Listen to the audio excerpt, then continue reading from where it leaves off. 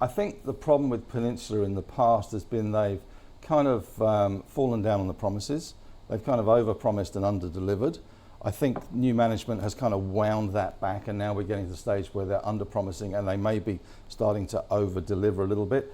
They did cross a milestone after the approvals there, and it's the first independent end-to-end producer of dried yellow cake. So finally Lance is starting to come good. The share price has improved in the last little while. That's an interesting chart there.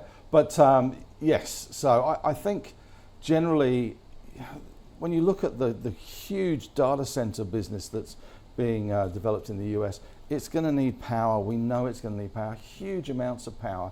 We saw last night the US government taking a position in Lithium America, 5% there in the stock and 5% of the project.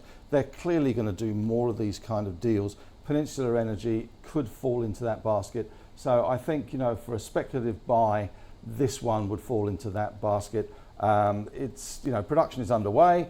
They have revised things down, so they're hopefully now going to over-deliver rather than under-deliver. So I'm quite optimistic on this one. I still like the uranium sector generally, and we are seeing that price of spot uranium back up to what, $82 or $82 a pound.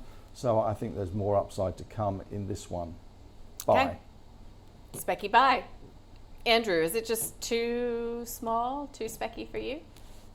Oh, it's 200 million, so it's not huge, but the turnover's not too bad. I've got nearly $1 million a day in turnover for a $200 million company. And I think Henry summed it up really well, as did you with your intro, that the US administration certainly got a different view as to supporting critical infrastructure and minerals. So I agree. I think it's probably a specky buy. You certainly wouldn't be putting heaps of money in it, but, you know, 1 to 2% of your portfolio, for all the reasons enunciated. Apart, I'd just simply add that the uranium price is actually starting to turn again. It sort of bottomed there probably March, May, and that sort of period, and it's starting to pick back up again.